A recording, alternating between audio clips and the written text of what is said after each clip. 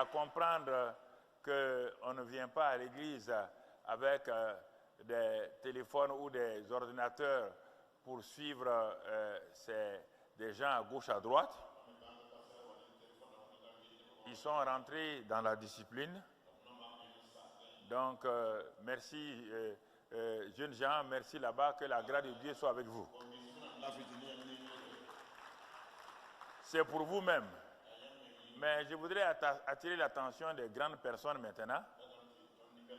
Si ces enfants-là ont obéi, toi qui viens ici, j'ai dit que la Bible en papier, c'est la Bible qui nous permet d'aller de l'avant.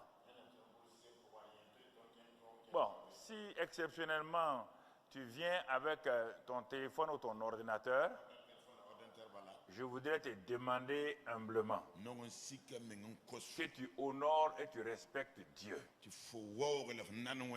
ne peux pas être dans cette salle-là au moment où on loue Dieu, où on adore Dieu, où la parole de Dieu est prêchée, et en même temps en temps, ouvrir ton WhatsApp ou tes choses pour voir tes messages.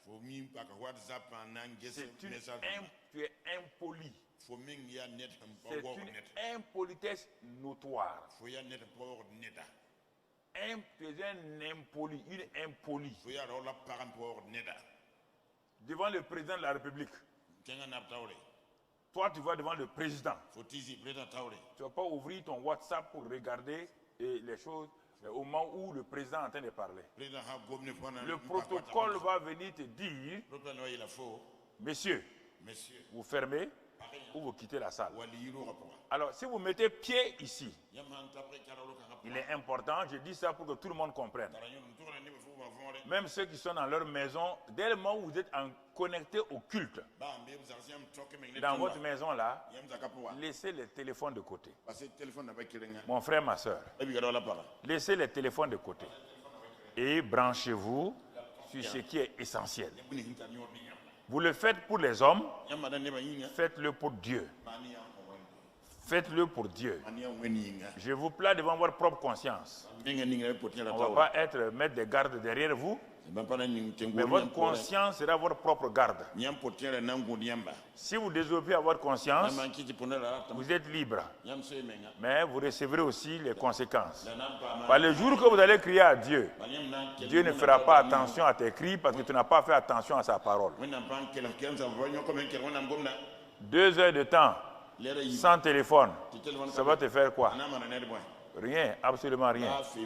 Donc, ces choses-là sont importantes. Les gens, ils ont des attitudes terribles devant Dieu et devant les hommes. Tout de suite là, ils obéissent.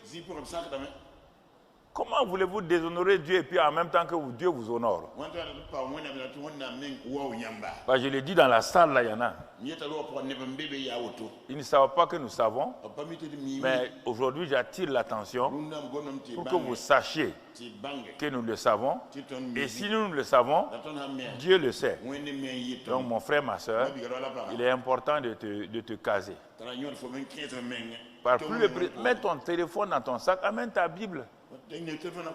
Ou bien si tu ne veux pas ouvrir ta Bible et ton cahier, note les versets.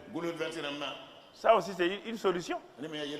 Si tu n'es pas rapide pour ouvrir ta Bible, amène ton cahier, note les versets, écris seulement.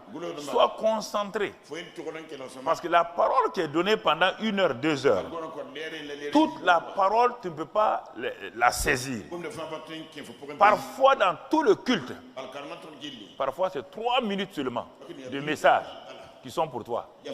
Si tu manques ces 3 minutes-là, tout le reste là n'a pas de sens. Tu peux entendre tout ce qu'on dit là, mais jusqu'à présent, tu n'as pas un réma. C'est pourquoi il faut être attentif.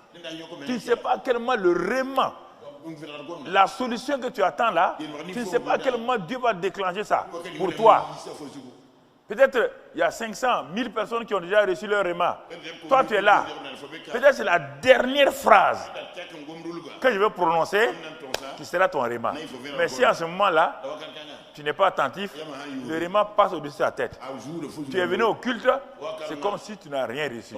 Alors que la parole de Dieu ne peut pas aller revenir à Dieu sans son effet. Sans son effet. Donc, ce sont des conseils qu'on donne aux uns aux autres. Soyez toujours vraiment concentrés, parce que tu ne sais pas à quel moment Dieu va te répondre. Tu ne sais pas à quel moment Dieu va agir pour venir à ton secours. Même ceux qui sont dans les maisons là, ne vous levez pas pour aller voir à gauche dans la cuisine, non, concentrez-vous. Concentrez-vous. Vous ne savez pas à quel moment la parole de Dieu viendra à votre secours. Alors, le